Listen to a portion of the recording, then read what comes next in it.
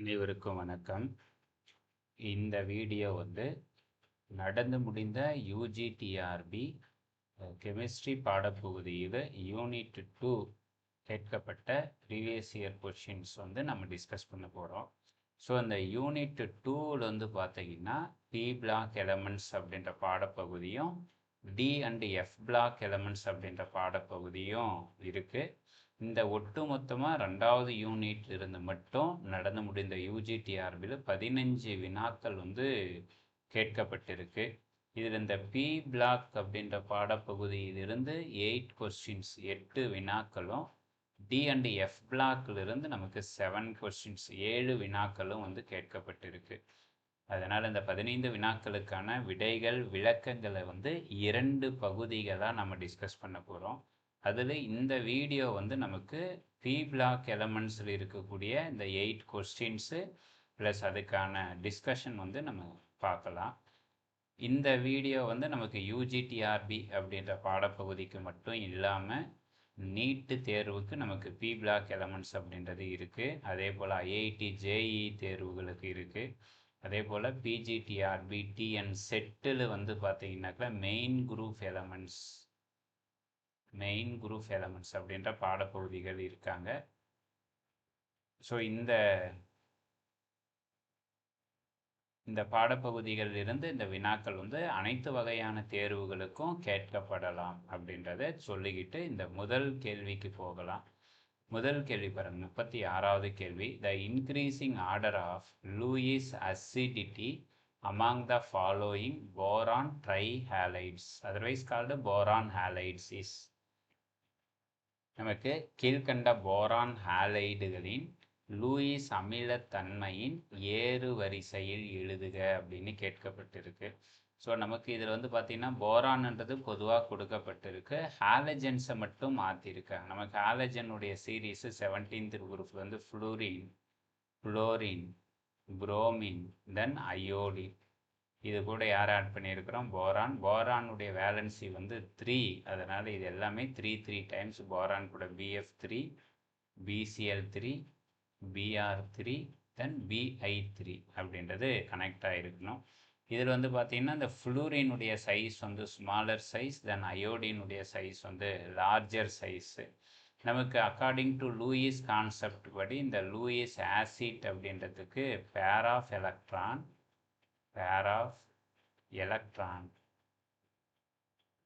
Acceptor,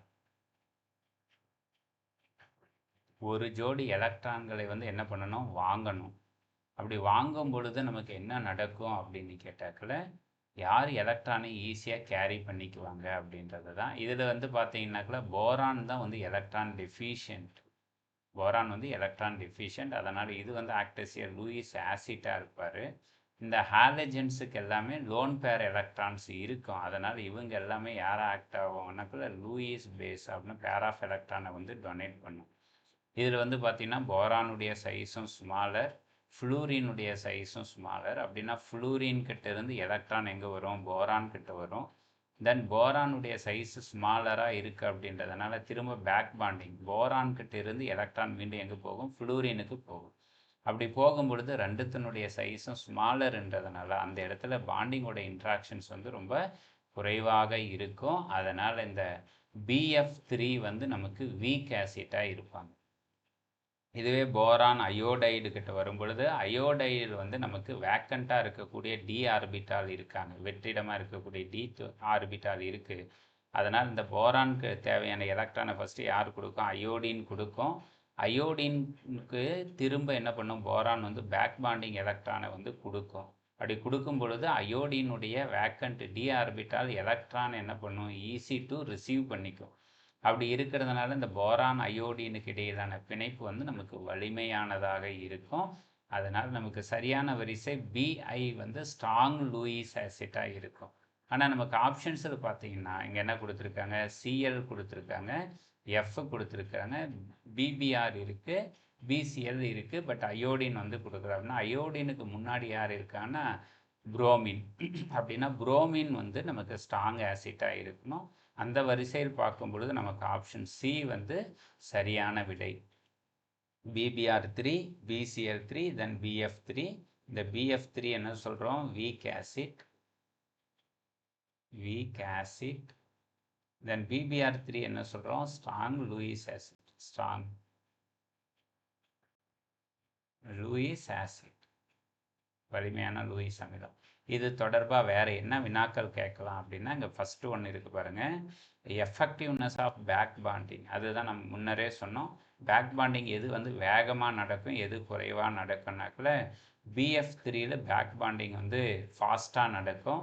என்ன ரீசன்னா, இந்த போரானும் இரண்டாவது வரிசை, second group of the periodic table, second period, then ஃப்ளூரினும் நமக்கு second period of the periodic table.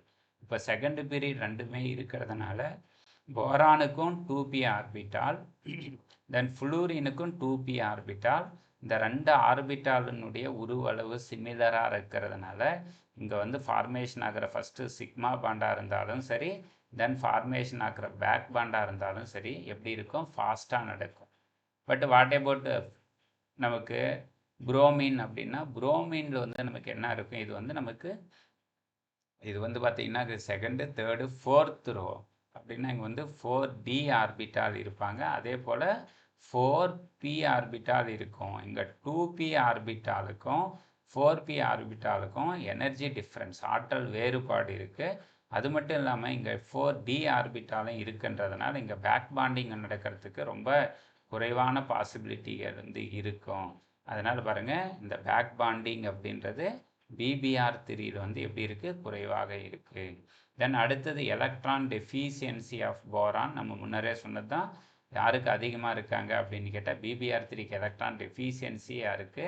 BF3க்கு electron deficiency குறைவாக இருக்குது. என்ன ரீசன்னா, ரெண்டு பேருமே ஸ்மாலர் சைஸு, ரெண்டு பேருக்குமே 2p ஆர்பிட்டால் இருக்காங்க. அதனால் எலக்ட்ரான்ஸ் வந்து ரிச்னஸ், எலக்ட்ரான் வந்து அடர்த்தி அதிகமாக காணப்படும், உருவளவு சின்னதுன்றதுனால. ஸோ எலக்ட்ரான் டெஃபிஷியன்சி குறைவு. தென் லூயிஸ் அசிடிட்டி ஆர்டர் இப்போ பார்த்தது தான் பாருங்கள். BBr3 வந்து ஸ்ட்ராங் ஆசிட் அல்லது BF3 வந்து வீக் ஆசிட். இந்த வினாக்கள் இதை தான் அடுத்து வரக்கூடிய வினாக்களாகவும் விடைகளாகவும் இருக்கலாம். நம்ம கொஷின் நம்பர் 53 போகலாம். இதில் கேள்வி என்ன கேட்டிருக்காங்க பாருங்கள். The oxidation state of nitrogen in NH2OH. இதுக்கு பேர் வந்து ஹைட்ராக்சைல் அமீனுக்கு நைட்ரஜனுடைய ஆக்சிஜனேற்ற எண் என்ன அப்படின்னு கேட்டிருக்காங்க. ஃபஸ்ட்டு நம்ம NH2OH இது கிவன் ஃபார்முலா. யாருக்கு ஐடென்டிஃபை பண்ணணும்னா நைட்ரஜன். ஸோ நைட்ரஜன் என்னன்னு எடுத்துக்கலாம். You take X, then plus யார் இருக்காங்க? ஹைட்ரஜன். பாருங்கள் எத்தனை ஹைட்ரஜன், இங்கே ஒரு 2, இங்கே ஒரு 1. ஸோ டோட்டலாக 3 ஹைட்ரஜன். ஈச் ஹைட்ரஜனுக்கு சார்ஜ் மின் சுமை வந்து +1. தென் ப்ளஸ் யார் இருக்காங்க? ஆக்சிஜன். எத்தனை ஆக்சிஜன் இருக்காங்க? ஒரு ஆக்சிஜன். ஆக்சிஜனுக்கு சார்ஜ் வந்து -2. Then equal. இந்த கிவன் மாலிகுலர் ஃபார்முலாக்கு மேலே நமக்கு பாசிட்டிவாக நெகட்டிவாக சிம்பிள் எதுவும் கொடுக்காததுனால we can assume 0 அப்படின்றதா எடுத்துக்கலாம். இப்போ பாருங்கள், நமக்கு ப்ளஸ் இன்ட்டு ப்ளஸ்ஸு நமக்கு ப்ளஸ்ஸு O33. தென் என்ன இருக்காங்க? இங்கே plus into minus. So answer வந்து -O22 ஈக்குவல் டு 0 அப்படின்னு சொல்கிறோம். நம்ம எக்ஸை மட்டும் லெஃப்ட் ஹேண்ட் சைடு வச்சுக்கிட்டு அந்த வேல்யூஸ் எல்லாம் அப்படியே ரீஅரேஞ்ச் பண்ணுங்கள். +3 ஈக்குவல் டு இந்த பக்கம் வரும்பொழுது -3ஆக மாறும். -2 ஈக்குவல் டு இந்த பக்கம் வரும்பொழுது +2ஆக மாறும். Then what about the X value அப்படின்னு கேட்டால் எக்ஸ் வேல்யூன்றது -1 அப்படின்றது சரியானது. ஸோ கிவன் ஃபார்முலா படி நைட்ரஜனுடைய ஆக்சிஜனேற்ற எண் -1. இந்த -1ன்றது நமக்கு எந்த ஆப்ஷன்ஸில் இருக்குது? ஆப்ஷன் சி அப்படின்றது நமக்கு சரியான விடை. நம்ம அடுத்த கேள்விக்கு போகலாம். கொஷின் நம்பர் 54 பாருங்கள், என்ன கேட்டிருக்காங்க? The catalyst used in the artificial fixation of atmospheric nitrogen by Haber process. இந்த ஹேபர் முறையில் பாருங்கள், செயற்கை முறையில் வளிமண்டல நைட்ரஜனை நிலைநிறுத்தும் ஹேபர் முறையில் பயன்படும் வினை ஊக்கி எது அப்படின்னு கேட்டிருக்காங்க. இதை பார்த்த உடனே உங்களுக்கு இந்த ஹேபர் ப்ராசஸ் அப்படின்னு வந்ததுனாக்கலே கட்டாயம் கேட்டலிஸ்ட் அப்படின்றது அயன் Fe, இரும்பு தான். அதுவும் என்ன அயன்? பவுடர்ட் அயன், நன்கு தூளாக்கப்பட்ட இரும்பு அப்படின்றது வினையூக்கியாக பயன்படும் அப்படி பார்க்கும் பொழுது நமக்கு சி ஆப்ஷனும் கிடையாது, டியும் கிடையாது. மேபி ஏ இல்லைன்னா பியாக இருக்கலாம். இந்த மாலிப்டினம் கேட்டலிஸ்டாக யூஸ் பண்ணக்கூடிய ஹேபர் ப்ராசஸில் அயன் வந்து கேட்டலிஸ்ட்டு, இந்த மாலிப்டினம் வந்து ப்ரமோட்டராக யூஸ் பண்ணுறாங்க. ஸோ நமக்கு சரியான விடை என்ன வந்திருக்கணும்? எஃப்இ தென் எம்ஓ அப்படின்றது தான் வந்திருக்கணும். பட் மேபி இது பிரிண்டிங் மிஸ்டேக்காக இருக்கிறதுனால அந்த எம்ஓவுக்கு பதிலாக இந்த இடத்துல என்ன இருக்குது? எம்பி அப்படின்னு இருக்குது. அதனால் சரியான விடை நமக்கு வந்து ஆப்ஷன் பின்றதை எடுத்துக்கலாம். ஏன்னா காப்பர் அப்படின்றது இந்த ஹேபர் ப்ராசஸர் நமக்கு பயன்படுத்தப்படுவது இல்லை. இந்த ஹேபர் முறை ரிலேட்டடாக வேறு என்னென்ன கேள்விகள் கேட்கலாம் அப்படின்னா பாருங்கள். நம்பர் 1 டெஃபினேஷன் என்ன சொல்கிறாங்க? ஹேபர் ப்ராசஸ் அப்படின்றது ஒரு இண்டஸ்ட்ரியல் மெத்தட், தொழிற்சாலையில் யாரை தயாரிக்கக்கூடியது? அமோனியாவை தயாரிக்கப்படும் ஒரு முறை. அதனால் இது வந்து artificial fixation of atmospheric nitrogen, செயற்கை முறையில் வளிமண்டல நைட்ரஜனை நிலைநிறுத்துதல் அப்படின்னு சொல்கிறாங்க. செகண்டு, இதுக்கான கெமிக்கல் ஃபார்முலா, கெமிக்கல் ஈக்குவேஷன்ஸ் வந்து கேட்கலாம். பாருங்கள், நைட்ரஜன் கேசியஸ் ஃபார்மில் இருக்குது, தென் ஹைட்ரஜன் கேஸ் ஃபார்மில் எடுத்துக்கிறோம். It will be reversible reaction. இது வந்து வினை வந்து ஒரு மீள் வினை. இதுவும் கேள்விகள் கேட்கலாம். ரிவர்சபிளாக இர்ரிவர்சபிள் அப்படின்ட்டு. It will be reversible reaction. Then it will be form ammonia. இந்த அமோனியாவும் கேஸ். இதில் இந்த ரியாக்ஷன்ஸை கன்சிடர் பண்ணும்பொழுது பாருங்கள், ரியாக்டன்ட்டு அண்டு ப்ராடக்ட் ரெண்டு பேருமே கேஸில் இருக்கிறதுனால இந்த ஹேபர் ரியாக்ஷன்ஸ் வந்து ஃபார்மேஷன் ஆஃப் அமோனியா ஒரு ஹோமோஜீனியஸ் ரியாக்ஷன்.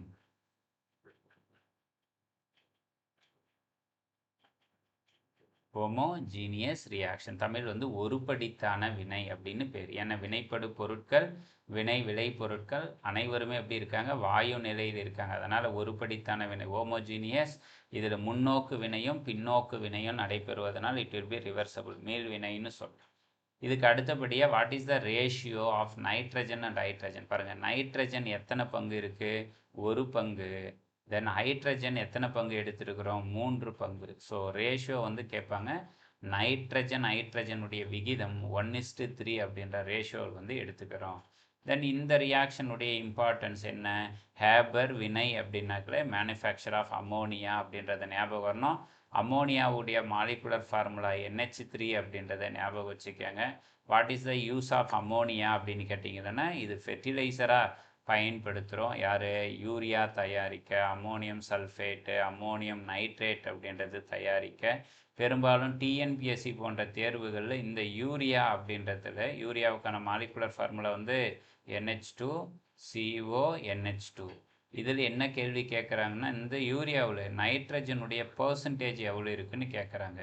ஞாபகம் வச்சுக்காங்க, யூரியாவில் த பர்சன்டேஜ் ஆஃப் நைட்ரஜன் வந்து 46.5, 46.5%. இது ஏற்கனவே நமக்கு நிறைய டைம் வந்து கொஷின்ஸில் ரைஸ் பண்ணுறதுனால இந்த தகவலையும் அடிஷ்னலாக தெரிஞ்சு வச்சுக்கோங்க.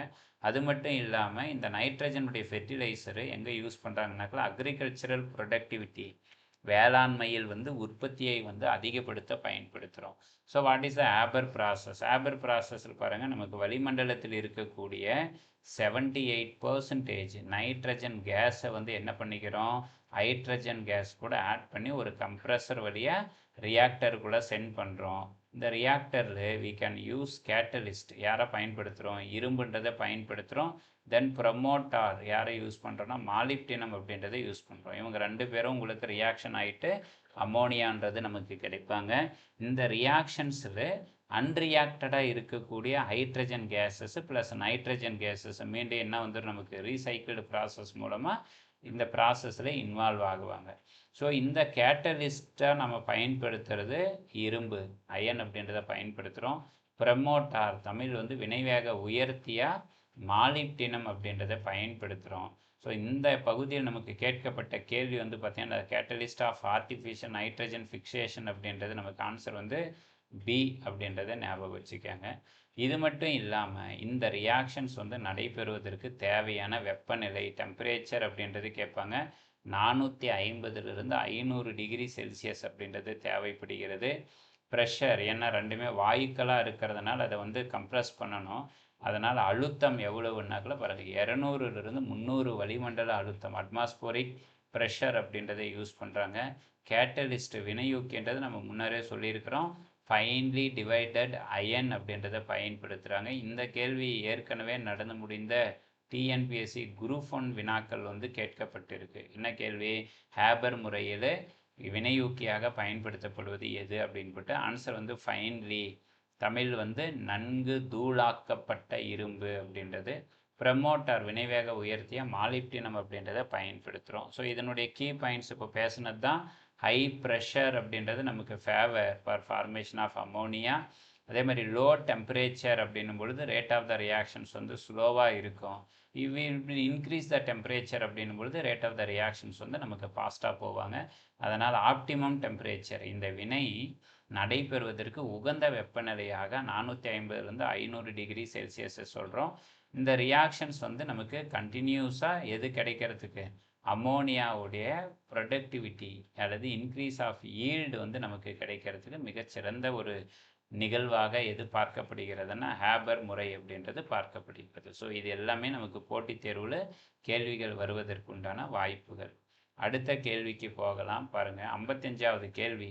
கம்ப்ளீட் த ஃபாலோயிங் ரியாக்ஷன், கீழ்கண்ட வினையை பூர்த்தி செய்க அப்படின்னு கொடுத்துருக்காங்க. இந்த வினையை பொறுத்த வரைக்கும் நமக்கு லெஃப்ட் ஹேண்டு சைடு இருக்கிறவங்களுக்கு பேர் வந்து ரியாக்டன்ட், ரைட் ஹேண்டு சைடு இருக்கிறவங்களுக்கு பேர் ப்ராடக்ட். அந்த ரைட் ஹேண்ட் சைடில் பார்த்தீங்கன்னா ப்ராடக்டில் யார் கிடைச்சிருக்கு?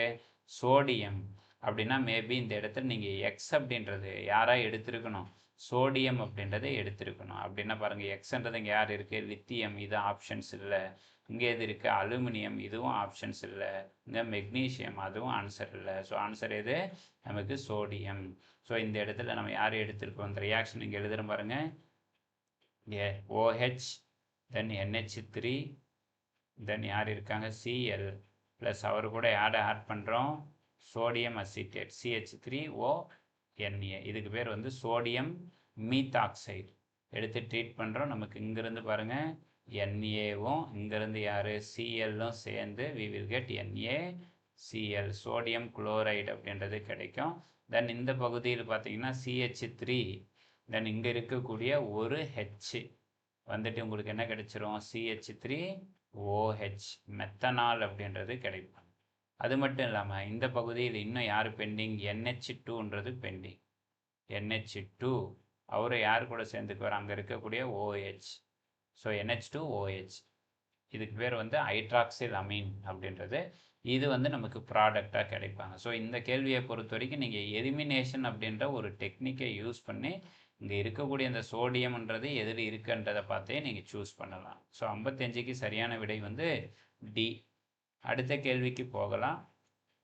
பாருங்கள், 56. பாஸ்பீன் அப்படின்ற கேஸ் வந்து catches fire in contact with air forming dense smoke அப்படின்றத கொடுத்துருக்குறாங்க. ப்ரௌன் ரிங்கா, எல்லோ ரிங்கா, வெர்டெக்ஸ் ரிங்கா, பிங்க் ரிங்கான்னு கொடுத்துருக்காங்க. பாஸ்பின் வாயு காற்றுடன் கலந்து எரியும் போது டேஸ் புகை உருவாகும் அப்படின்னு கொடுத்துருக்குறாங்க. இது +2 புக்கில் இருக்கக்கூடியது தான். பாஸ்பீனுக்கான ஒரு கன்ஃபர்மேட்டிவ் டெஸ்ட் சோதனை அப்படின்றது நமக்கு வெண்மை நிறம் கொண்ட இந்த வெர்டெக்ஸ் வளைய அமைப்பு கொண்ட ஒரு வளையம் அப்படின்றது உருவாகும். ஸோ ஆப்ஷன்ஸ் வந்து நமக்கு சி சரியான விடை. இது தொடர்பாக வேறு என்ன கேள்விகள் கேட்கலாம் அப்படின்னா, இது பாருங்கள், பாஸ்பீன் அப்படின்றதுல ஒரு கேள்வி என்ன கேட்பாங்க? இந்த வேர்டு கேட்பாங்க. இது வந்து ரோட்டன் ஃபிஷ் ஓடர், தமிழ் வந்து அழுகிய மீனின் மனம் கொண்டது யார் அப்படின்னு கேட்பாங்க. ஆன்சர் வந்து பாஸ்பீன். அதே போல் இது வந்து கலர்லெஸ், நிறமற்ற, பாய்ஸ்னஸ், நச்சுத்தன்மை கொண்ட, ஃப்ளேமபிள், ஆவியாகும் நமக்கு ஒரு வகையான வாயு அப்படின்னு சொல்கிறோம். இந்த பாஸ்பீன் அப்படின்றது பாருங்கள், trace amount of highly flammable impurities வந்து இருக்காங்க. யார் கூட? பாஸ்பீன் கூட இம்ப்யூரிட்டிஸ், மாசுக்கள் குறைவான அளவு கலந்துருக்கிறதுனால தான் இது இம்மிடியேட்டாக என்ன நடக்குது? கேச்சிங் ஃபயர், நெருப்பு தீ பிடிப்பதற்கு காரணமாக அமைகிறது. இதுக்கான கெமிக்கல் ரியாக்ஷன்ஸ் என்ன பாருங்கள். we have பாஸ்பீன், அது வந்து ஏர் கூட ஆக்சிஜன் கூட ரியாக்ட் ஆகிட்டு we will get phosphorus pentoxide, then water vapour அப்படின்றது கிடைக்கிறாங்க. அடுத்த தகவல் பாருங்கள், ஒய் டஸ் இட் பர்ன், ஏன் இந்த பாஸ்பீன் அப்படின்ற வாயு எரிகிறதுன்னா த இம்ப்யூரிட்டிஸ் ஆஃப் பாஸ்பீன், இந்த பாஸ்பீன் வந்து டைமராக தான் கிடைப்பாங்க. பாருங்கள், pH3 அப்படின்றதுக்கு பதிலாக நமக்கு டைமர் ஃபார்மில் கிடைப்பாங்க. P2H4 ஆர் P வேப்பர்ஸ் அப்படின்றது undergo spontaneous combustion in air. ஸ்பான்டேனியஸ்னா தன்னிச்சையான எரிதலுக்கு காற்றுடன் சேர்ந்து உள்ளாகிறது அப்படின்னு சொல்கிறாங்க. The heat released sufficient to ignite phosphine gas. இந்த நிகழ்வு நடைபெறும் பொழுது நமக்கு உருவாகக்கூடிய வெப்பங்கள் இந்த பாஸ்பின் வாயு எரிதலுக்கு உண்டான காரணமாக அமைகிறது அப்படின்னு சொல்கிறாங்க. இந்த வினை நடைபெறும் பொழுது யார் ப்ராடக்ட் அப்படின்னா நம்ம இங்கேயே பேசியிருக்கிறோம். பாஸ்பரஸ் வந்து பென்டாக்சைடு அப்படின்றது தான் நமக்கு ப்ராடக்ட் வந்து கிடைக்கிறாங்க. தட் மீன்ஸ் என்ன அர்த்தம்? P2O5 அப்படின்றது கிடைக்கும். இந்த P2O5 வந்து எக்ஸிஸ்ட் அஸ் எ டைமர். டைமர்னா 2 முறை அப்படின்னா P2ன்றதுக்கு பதிலாக என்ன மாறிக்கும்? P4. O5ன்றதுக்கு பதிலாக O10. டைமர் அப்படின்ற ஃபார்மில் தான் கிடைப்பாங்க. அதனால் பாருங்கள், and burn in air PH3 is readily oxidized to form dense whiter fumes of phosphorus pentoxide, otherwise called P4O10, and water vapor. The white fumes are highly hygroscopic. Hygroscopic அப்படின்னாக்கல நீருக்கு வந்து அது கூடவே சேர்ந்து இருக்காங்க அப்படின்றது தான் இந்த தகவல் வந்து கொடுக்குறாங்க. இங்கே பாருங்கள், பேர்னிங் ஆஃப் பாஸ்பின் இன் ஏர் நடக்குது. தென் ஒயிட் ஃபியூம்ஸ் வந்து ஃபார்ம் ஆகிடுறாங்க. இந்த ஒயிட் ஃபியூம்ஸ் வந்து என்ன மாதிரி ஃபார்முது? வளையங்கள் மாதிரி ஃபார்ம் ஆகிடுறாங்க. ஸோ வார்டெக்ஸ் அப்படின்றது நமக்கு உருவாக்குறாங்க. இது வந்து எப்படி உருவாகிறது அப்படின்றது இந்த டயக்ராமேட்டிக் ரெப்ரசன்டேஷன் சொல்கிறாங்க பாருங்கள். Hot gas of phosphorus pentoxide fumes rise upward, மேல் நோக்கி ஆவிகள் வந்து வெளியேறாங்க. அதே மாதிரி புகைகள் வெளியேறுகிறது. அந்த புகைகள் வந்து பாருங்கள் ஒரு சுருள் மாதிரி மாறுறாங்க. அவுட்வேர்டு வெளிநோக்கிய ஒரு சுருள் தான். அந்த வெளிநோக்கிய சுருள் வந்து தொடர்ச்சியாக நடந்து உங்களுக்கு என்ன நடக்குது? வார்டெக்ஸ் ரிங் அப்படின்றது நமக்கு ஃபார்மேஷன் ஆகுறாங்க. ஸோ இது வந்து போட்டித் தேர்வில் கேட்கப்படக்கூடிய மற்ற வினாக்களுக்கு உண்டான விடைகளாக இது வந்து இருக்குவாங்க. இந்த விடைகளையும் தெளிவாக நீங்கள் பார்த்துக்காங்க. அடுத்த கேள்விக்கு போகலாம். பாருங்கள், 58. Which one of the following statement is not correct for carbon? So கீழ்கண்ட கார்பனை பற்றிய கூற்றுகளில் எது தவறானது அப்படின்னு கேட்குறாங்க. நமக்கு carbon atomic number 6, electronic configuration 1s2, 2s2, 2p2 அப்படின்னு சொல்கிறோம். ஸோ இதில் ஃபஸ்ட்டு பாருங்கள், ஹையஸ்ட் அயனைசேஷன் எனர்ஜி, இது வந்து கரெக்டு தான். கார்பனுக்கான அயனியாக்கும் ஆற்றல் வந்து அதிகம். ஏன்னா இந்த 2p ஆர்பிட்டாலில் 2 எலக்ட்ரான்கள் இருக்காங்க இல்லைங்களா? இந்த 2p எலக்ட்ரானில் பாருங்கள் 1, 2 எலக்ட்ரான் இருக்குது. இது நியர்பை ஆஃப் ஃபீல்டு. இன்னும் ஒரு எலக்ட்ரான்னா 2p3 இருக்கும்.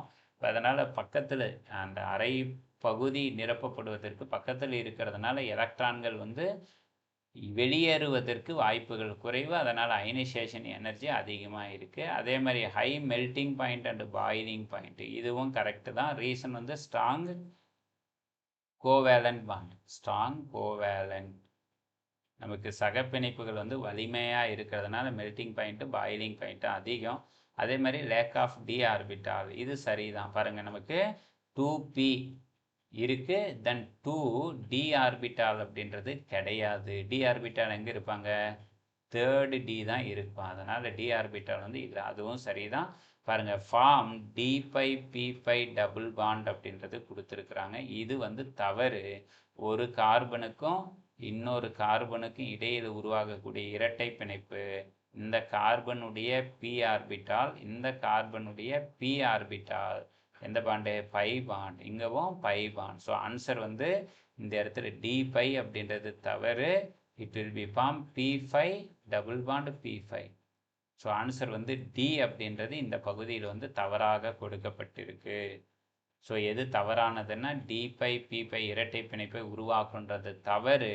So what is the correct ஸ்டேட்மெண்ட்னா கார்பன் வந்து it will be form p5 and p5 double bond அப்படின்றத ஞாபகம் வச்சுக்கோங்க. அடுத்த கேள்விக்கு நம்ம போகலாம். கொஷின் நம்பர் 59வது கேள்வி பாருங்க, என்ன கேட்டிருக்காங்க? மோனாக்சைட்ஸ் ஆஃப் நமக்கு monoxides of germanium, tin and lead are these in nature அப்படின்னு கொடுத்துருக்காங்க. ஜெர்மேனியம், டின்னு மற்றும் லெட் இவற்றின் மோனாக்சைடுகள் டேஸ் தன்மை உடையது. இது எல்லாமே நமக்கு எங்கே கேட்டிருக்காங்கன்னா பி பிளாக்கில் 14th குரூப், அதாவது 4வது தொகுதி தனிமங்கள்.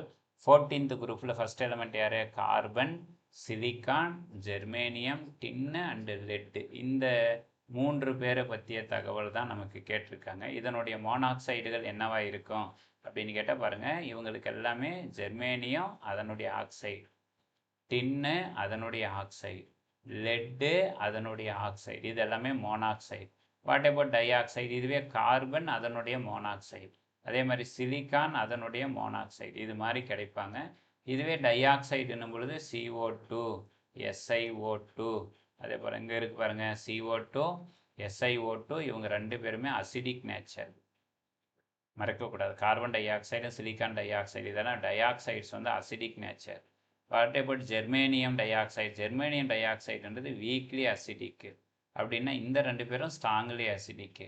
What about tin and lead அப்படின்னா, டின் டை ஆக்சைடும் லெட் டை ஆக்சைடும் வந்து ஆம்ஃபோடெரிக் நேச்சர், தமிழ் வந்து ஈரியல்பு தன்மை கொண்டது, எல்லாமே டை ஆக்சைடுகள். ஆனால் நமக்கு கேள்வி என்ன கேட்டிருக்காங்க? மோனாக்சைடுகள் என்ன அப்படின்றது தான் கீழே இருக்கு பாருங்க. All the element of 14th group except silicon monoxide. கேர்ஃபுல்லாக பார்க்கணும். SiO அப்படின்றத தவிர பாருங்க, carbon monoxide, germanium monoxide, tin monoxide, lead monoxide. Out of these monoxides carbon monoxide அப்படின்றது மட்டும் நியூட்ரல், நடுநிலை தன்மை உடையது. ரிமைனிங் இருக்கிறவங்க எல்லாமே யார்? ஜெர்மேனியம், டின்னு, லெட், இவங்க எல்லாமே என்ன நேச்சர்? பேசிக் நேச்சர். அப்படின்னா சரியான விடை எது நமக்கு? ஆப்ஷன் சி அப்படின்றது சரியான விடை. ஸோ இந்த பகுதியில் இங்கே மேலே இருக்கக்கூடிய 2 பேரும் யார்? சிலிக்கான் அண்டு கார்பன், இவங்க மட்டும் டை ஆக்சைடு சொன்னபொழுது அசிடிக். தென் இங்கே இருக்கிறவங்க எல்லாமே என்ன பேர் சொல்கிறோம்? ஆம்ஃபோடெரிக், ஈரியல்பு நேச்சர் கொண்டவங்க அப்படின்றத. மோனாக்சைட்ஸில் வந்து கார்பன் மோனாக்சைடு மட்டும் நியூட்ரல், நடுநிலையானது. ரிமைனிங் இருக்கிறவங்க எல்லாமே வந்து பேசிக் நேச்சர் அப்படின்றத பார்த்து வச்சுக்கேன். இதில் இந்த கார்பன் மோனாக்சைடை பற்றி அடிஷ்னலான ஒரு பாயிண்ட்டு, இது வந்து கார்பாக்சி ஹீமோக்ளோபின் பாய்சன் அப்படின்ற ஒரு gas, toxic case.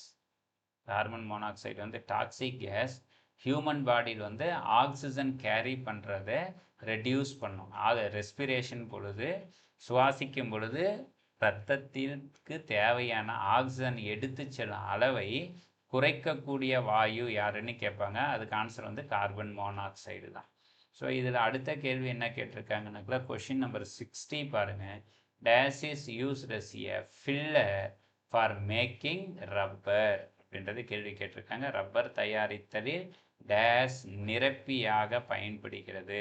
Silicon மோனாக்சைடா, SiO. தென் பாருங்கள், அமாரஃபஸ் சிலிக்கா, சிலிக்கான்றது SiO2. அதே மாதிரி அகேட்டா அல்லது கிஸ்ருங்கரா அப்படின்றது கேள்வி கேட்டிருக்காங்க. தமிழ் வந்து பாருங்கள், சிலிக்கான் மோனாக்சைடு, நுண்துகள் படிக வடிவமற்ற சிலிக்கா, அகேட்டு, கேசல்கர் அப்படின்றது கொடுத்துருக்காங்க. நமக்கு சரியான விடை வந்து ஆப்ஷன் பி, நமக்கு ஃபைன் அமாரஃபஸ் சிலிக்கா அப்படின்றது நமக்கு சரியானது. இந்த ப்ராசஸ் தொடர்பாக வேறு என்ன கேள்விகள் கேட்கலாம் அப்படின்னா பாருங்கள், filler used in making rubber. Answer யார் சொல்கிறோம்? அமாரஃபஸ் சிலிக்கா அப்படின்றது தான். பாருங்கள், ஃபில்லர் அப்படின்றது இன்ஆக்டிவ், அது வந்து வினைபுரியும் தன்மையற்ற ஒரு திடப்பொருள்.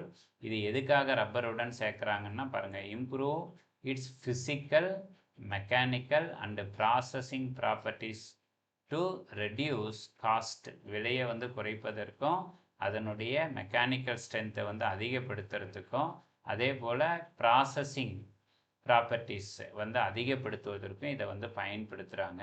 இந்த ஃபில்லரை வந்து பயன்படுத்துறதுனால ரப்பரில் என்ன நடக்குதுன்னா, number 1 strength of increases, then hardness வந்து இன்க்ரீசஸ், இம்ப்ரூவ் அப்ரஷன் ரெசிஸ்டன்ஸ், அதே மாதிரி improve tensile strength, enhance again பாருங்கள் என்ஹான்சிங் ஏஜிங் அண்ட் அதே மாதிரி ஹீட் ரெசிஸ்டன்ஸ் அப்படின்றதுக்கு பயன்படுத்துகிறாங்க. ரெடியூஸ் காஸ்ட், விலை வந்து குறைவாக இருக்குது. ரப்பர் அப்படின்றது ப்ராடக்டை வந்து விலை மலிவாகவும் பயன்படுத்துவதற்கு இந்த ஃபில்லர் அப்படின்றத யூஸ் பண்ணுறாங்க.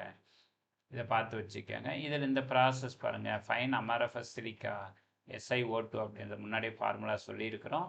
இது வைட்லி யூஸ்டு எஸ் எ ஃபில்லர் இந்த ரப்பர் இண்டஸ்ட்ரீஸு.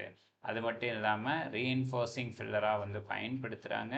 இது எதுக்காக அப்படின்றத முன்னாடியே சொல்லிட்டோம். ஸ்ட்ரென்த்துக்காக, டியூரபிலிட்டி, அப்ரஷன், அதே மாதிரி ரெசிஸ்டன்ஸ் அண்டு ஹீட் ரெசிஸ்டன்ஸ் எல்லாத்தையும் தாக்குப்பிடிவதற்காக இந்த கேள்வி என்ன கேட்பாங்கன்னா இங்கவே கொடுத்துருக்குறாங்க பாருங்கள். எக்ஸாம் பாயிண்ட் ஆஃப் வியூவில் the fine amorphous silica used as a filler the manufacture of டேஸ்ன்னு கொடுப்பாங்க. ஆன்சர் எது? ரப்பர் அப்படின்றத பார்த்துக்காங்க. ஸோ இந்த பாடப்பகுதியில் நம்ம கிட்டத்தட்ட 8 வினாக்களும் அவற்றுக்கான விடைகளும் வந்து டிஸ்கஸ் பண்ணியிருக்கிறோம். இந்த வீடியோ வந்து உங்களுக்கு பிடித்திருக்கு அப்படின்னாக்கல உங்களை போன்றவே டிஆர்பி தேர்வுக்கோ நீட்டு தேர்வுக்கோ தயாராகக்கூடிய ஆஸ்பிரண்ட்டுக்கும் மாணவர்களுக்கும் பகிருங்கள். நன்றி, வணக்கம்.